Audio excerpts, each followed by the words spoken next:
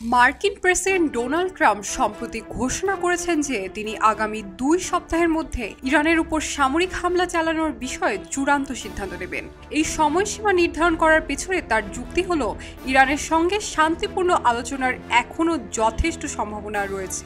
অর্থাৎ তিনি সামরিক পদক্ষেপ গ্রহণের পূর্বে কূটনীতিক সুযোগগুলোর মূল্যায়ন করতে চান। ট্রাম্প পরিষ্কারভাবে উল্লেখ করেছেন যে তিনি তাড়াহুড়ো করতে চান না, বরং আলোচনার পথ খোলা রেখে আন্তর্জাতিক সহায়তার মাধ্যমে উত্তেজনা হ্রাসে আগ্রহী।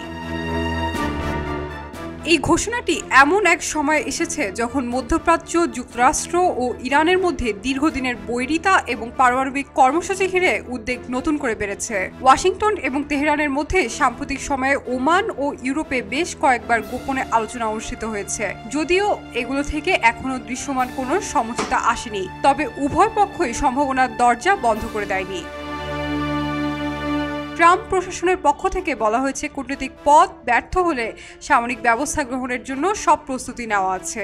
একই সঙ্গে মার্কিন সেনাবাহিনী পারস্য উপসাগরীয় অঞ্চলে তাদের উপস্থিতি বাড়াচ্ছে। যুদ্ধবিমান, যুদ্ধজাহাজ এবং বোমারু বাহিনী ইতিমধ্যে মোতায়েন করা হয়েছে বলে জানা গেছে, যা ইঙ্গিত দেয় যে পরিস্থিতি দ্রুত পরিবর্তনের দিকে যাচ্ছে।